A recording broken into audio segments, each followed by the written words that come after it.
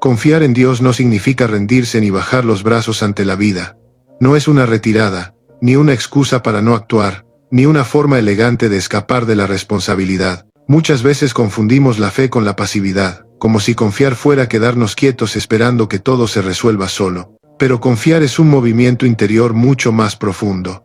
Es soltar la obsesión por controlar aquello que, por más esfuerzo que hagamos, nunca estuvo realmente en nuestras manos. El control nos da una ilusión de seguridad.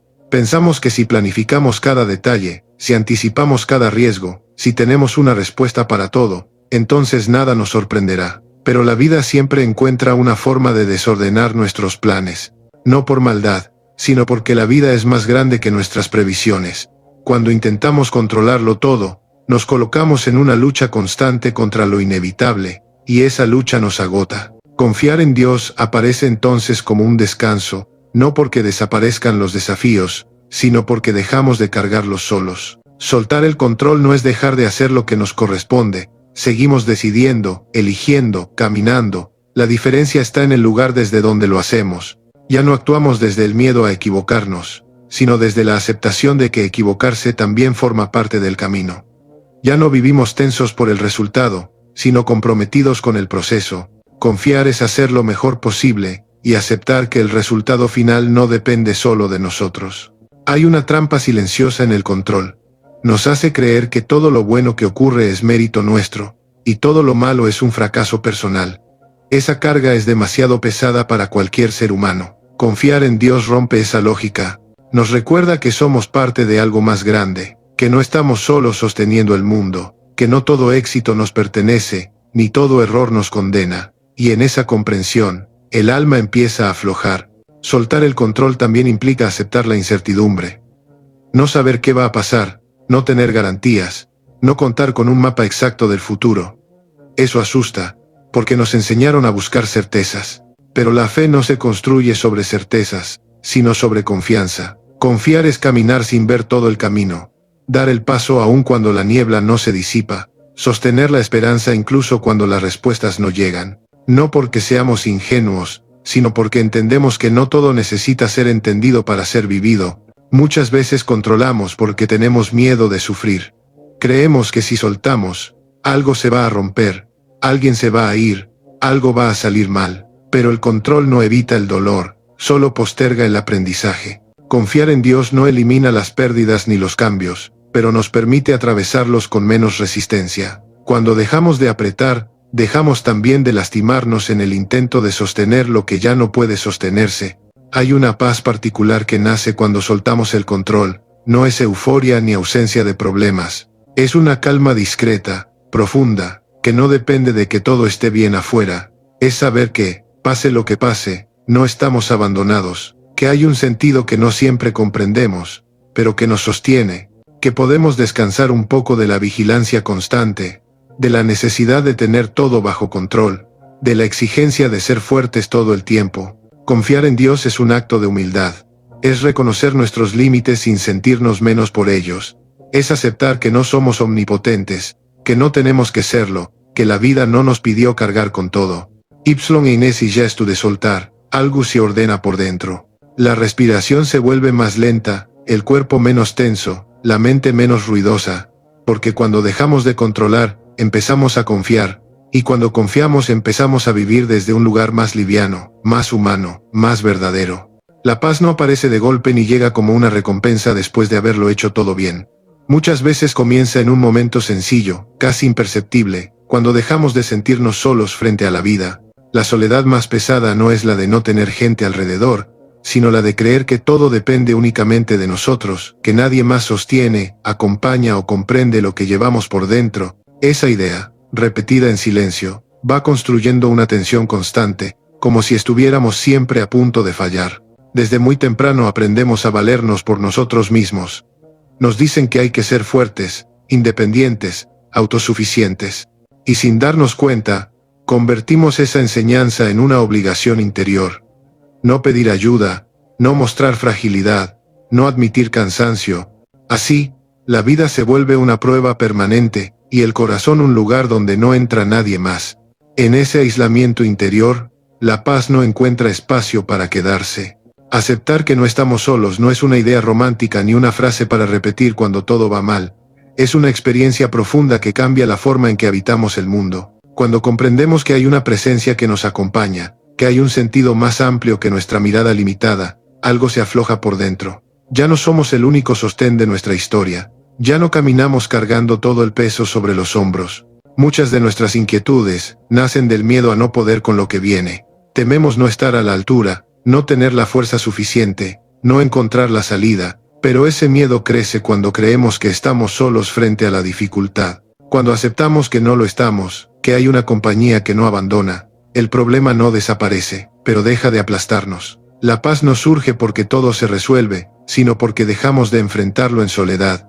Aceptar compañía también implica abrirse, reconocer que necesitamos, que dependemos, que no lo sabemos todo. Eso va en contra de la imagen de fortaleza que muchas veces intentamos sostener, pero hay una fortaleza distinta, más humana, que nace precisamente de admitir nuestra vulnerabilidad. Cuando dejamos entrar al otro, cuando dejamos entrar a Dios, el peso se reparte, la carga se vuelve compartida, el camino menos áspero. La sensación de no estar solo transforma la manera en que miramos nuestras heridas. Ya no son pruebas de abandono, sino partes de un recorrido acompañado. Incluso el dolor cambia de forma cuando no se vive en aislamiento. No duele menos, pero duele distinto. Hay algo que sostiene mientras atravesamos, algo que da sentido incluso cuando no hay respuestas claras, y en esa confianza, el alma encuentra un lugar donde descansar. Muchas veces buscamos la paz intentando controlar todo lo que nos rodea. Pensamos que si ordenamos el afuera, el adentro se tranquilizará, pero la paz no se construye desde el control, sino desde el vínculo. Desde sabernos parte, desde sentirnos acompañados, desde aceptar que no caminamos solos por la vida. Esa certeza no siempre es ruidosa ni evidente. A veces es apenas una intuición suave, una calma que aparece sin explicación. Aceptar que no estás solo también cambia la forma en que te relacionas contigo mismo. Dejas de exigirte tanto, de castigarte por no llegar, de reprocharte cada error. Empiezas a tratarte con más compasión, porque ya no te ves como un proyecto que debe funcionar perfecto, sino como una persona en proceso, sostenida, acompañada. La paz nace ahí, en ese gesto interior de dejar de empujarte sin descanso. Cuando la soledad interior se disuelve, el silencio deja de ser incómodo. Ya no es vacío, es presencia.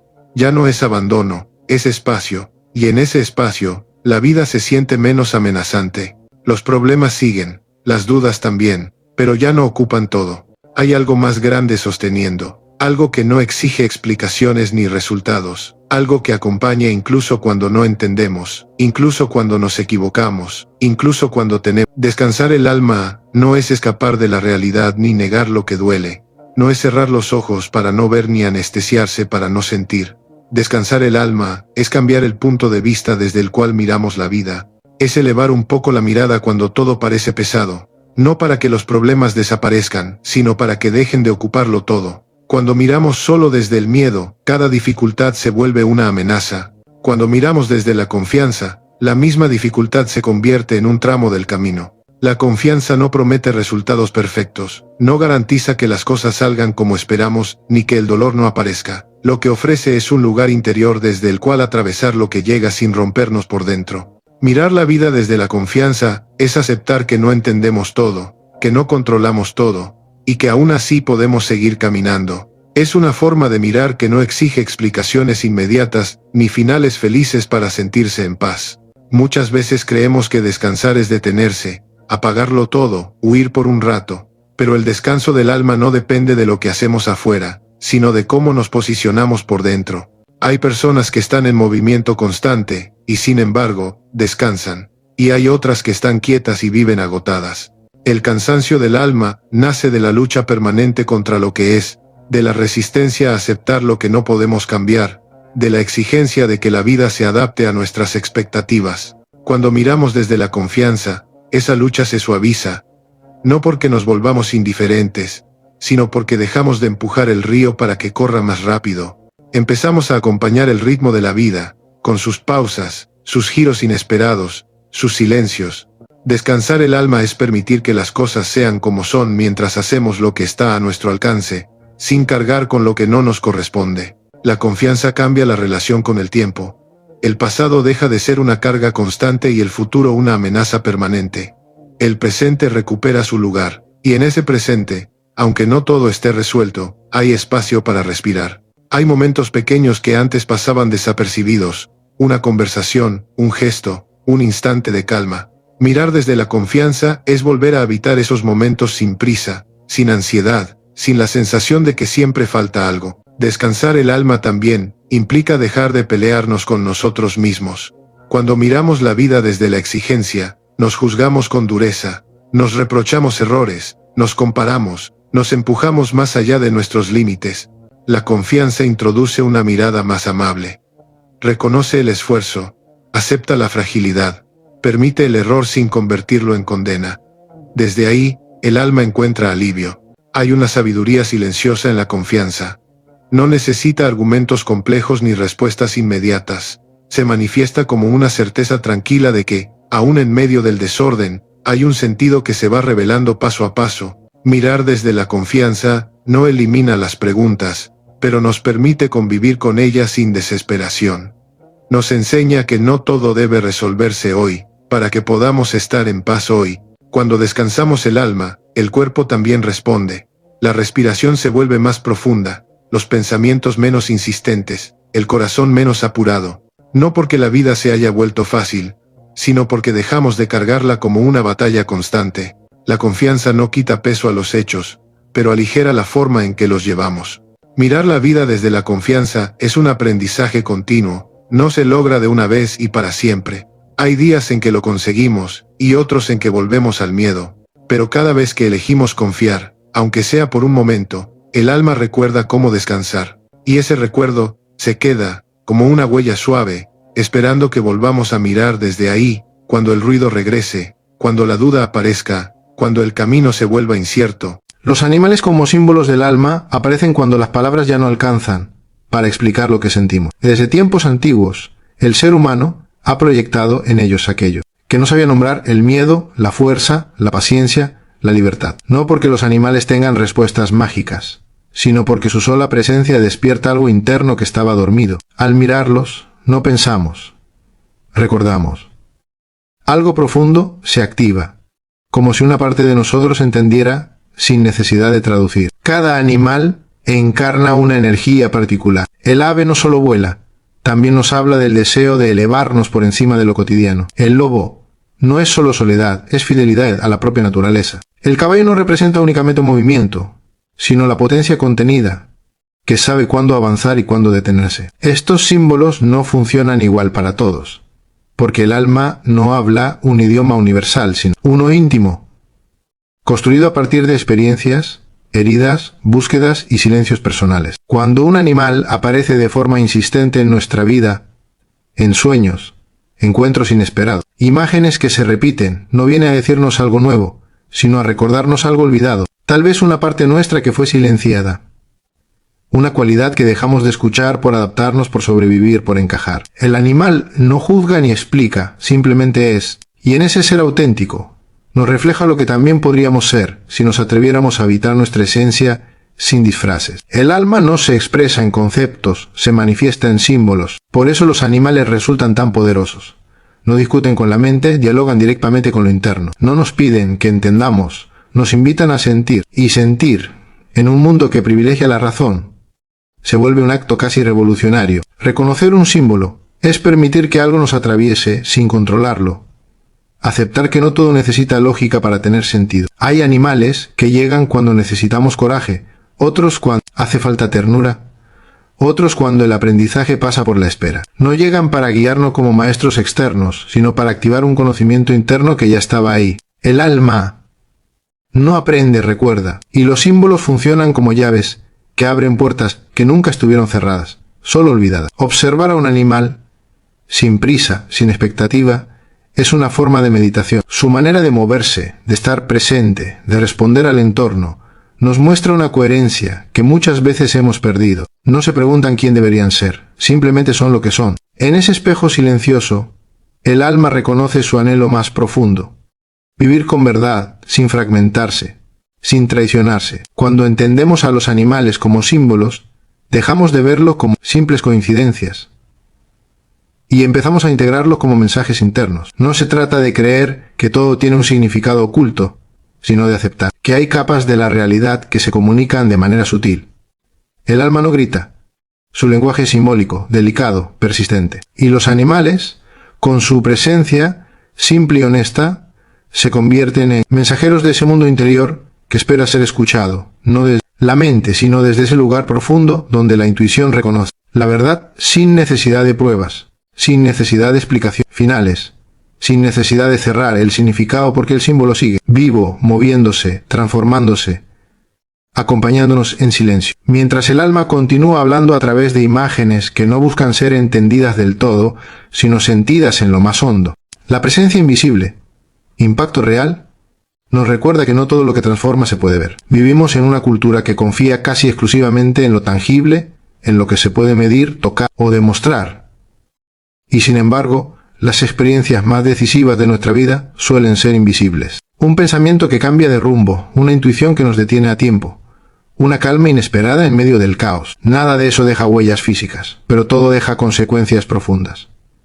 Lo invisible no es lo inexistente, es simplemente aquello que opera en otro nivel, así como el viento no se ve, pero mueve árboles enteros. Hay presencia que no se anuncian y aún así modifican el curso de lo que somos. A veces se manifiestan como una sensación de acompañamiento, otras como una fuerza tranquila que sostiene cuando todo parece desmoronarse. No hacen ruido, no reclaman atención, no buscan reconocimiento, pero su efecto se nota mucho. Después, cuando miramos atrás y entendemos que algo nos sostuvo sin que supiéramos cómo, la mente suele desconfiar de lo que no puede controlar. Por eso tendemos a minimizar las experiencias sutiles, a llamarlas coincidencias o casualidades. Sin embargo, hay momentos en los que la lógica no alcanza para explicar por qué seguimos adelante, por qué no nos rendimos, por qué elegimos un camino que luego resultó ser el correcto. En esos espacios aparece la idea de una presencia que no empuja, pero acompaña, que no decide por nosotros, pero influye suavemente en nuestras elecciones. El impacto real de lo invisible se revela en los cambios internos. Nadie desde afuera puede ver cuándo recuperamos la esperanza, cuándo soltamos un miedo antiguo o cuándo empezamos a confiar otra vez. Pero esas transformaciones redefinen la forma en que caminamos el mundo. Una presencia invisible no nos quita las dificultades, nos cambia la manera de atravesarlas. Y eso, aunque no se vea, lo cambia todo. Hay presencias que se sienten más en los momentos de quietud que en los de acción. Cuando bajamos la guardia, cuando dejamos de luchar contra todo, cuando aceptamos no tener el control, en esos instantes, algo parece acomodarse por dentro. No es una voz clara ni una imagen definida, es más bien una certeza suave, una sensación de estar en el lugar correcto, aún sin entender del todo por qué. El impacto de lo invisible también se nota en la coherencia. Cuando una decisión nace de un lugar profundo, aunque no sepamos explicarla, suele sostenerse en el tiempo. No necesita validación externa, porque está alineada internamente. Esa alineación muchas veces es fruto de una presencia silenciosa que nos ayudó a escuchar mejor, a distinguir entre el miedo y la intuición, entre el impulso y la verdad interna. Confiar en lo invisible no significa negar la realidad, sino ampliarla. Aceptar que no todo lo importante se presenta de forma evidente nos vuelve más atentos, más humildes, más receptivos. Empezamos a percibir matices, señales pequeñas, cambios sutiles en nuestro estado interior. Y con esa sensibilidad, la vida deja de ser solo una sucesión de hechos para convertirse en una experiencia con profundidad. La presencia invisible no busca ser probada, busca ser reconocida. Su impacto no se mide en resultados inmediatos, sino en procesos silenciosos que maduran con el tiempo. Actúa en lo profundo, donde nacen las decisiones auténticas, donde se reconstruye la confianza, donde el sentido empieza a tomar forma sin necesidad de explicación, claras, sin necesidad de certezas absolutas, acompañando desde un lugar que no se ve pero se siente, sosteniendo sin invadir, guiando sin imponer, dejando huellas internas que solo se reconocen cuando uno se detiene a mirar hacia adentro y descubre que algo cambió, que algo se fortaleció, que algo estuvo ahí todo el tiempo sin mostrarse, generando un impacto real en la forma de vivir, de elegir, de seguir adelante incluso cuando no había razones visibles para hacer. Escuchar antes de entender implica un cambio profundo en la manera en que nos relacionamos con la vida. Desde pequeños, aprendemos a valorar la comprensión inmediata, la respuesta correcta, la explicación lógica. Queremos saber qué significa algo antes de permitirnos sentirlo. Sin embargo, hay experiencias que no se revelan a través del entendimiento, sino a través de la escucha. No una escucha pasiva, sino una presencia abierta, disponible, sin la ansiedad de resolverlo todo. Escuchar es un acto de humildad. Significa aceptar que no tenemos todas las respuestas y que tal vez no las necesitamos de inmediato. Cuando escuchamos de verdad, suspendemos el juicio, dejamos de anticiparnos, permitimos que lo que llega nos atraviese sin resistencia. En ese espacio, lo importante no es interpretar, sino recibir, porque muchas veces la comprensión llega después, como una consecuencia natural de haber estado atentos. La vida habla constantemente, pero no siempre en un idioma racional. Se expresa en sensaciones, en intuiciones, en movimientos internos difíciles de nombrar. Si intentamos entender antes de escuchar, filtramos el mensaje a través de nuestras creencias, miedos y expectativas. Escuchar primero es permitir que el mensaje llegue completo, sin distorsiones, sin interrupciones internas. Escuchar también requiere tiempo. No todo se revela en el primer contacto. Algunas verdades necesitan madurar, asentarse, repetirse. Por eso la prisa es enemiga de la escucha. Cuando vamos rápido, solo oímos lo que confirma lo que ya sabemos. Escuchar de verdad implica detenerse, sostener el silencio, tolerar la incomodidad de no entender todavía. En las relaciones humanas, escuchar antes de entender transforma el vínculo. Muchas veces no necesitamos una solución ni un consejo, sino ser escuchados sin ser analizados. Lo mismo ocurre con nosotros mismos. El diálogo interno suele estar lleno de interpretaciones rápidas, de exigencias, de conclusiones anticipadas. Escucharnos implica permitir que las emociones se expresen sin corregirlas, sin explicarlas de inmediato, sin juzgarlas. Escuchar antes de entender es confiar en que el sentido emergerá cuando tenga que emerger. No forzar conclusiones. No cerrar procesos antes de tiempo. Hay decisiones que no se toman desde la razón, sino desde una coherencia interna que se construye lentamente. Esa coherencia nace de haber escuchado muchas veces el mismo susurro interno hasta reconocerlo como propio. Cuando escuchamos sin la urgencia de entender, ampliamos nuestra percepción. Empezamos a notar detalles que antes pasaban desapercibidos, un cambio sutil en el ánimo, una resistencia interna, una sensación de expansión o de cierre. Esos indicadores no siempre se pueden explicar, pero orientan. Son formas de inteligencia que no pasan por el pensamiento lógico. Escuchar es una práctica, no un evento. Requiere disposición constante, apertura, paciencia. Implica aceptar que no todo tiene una explicación clara.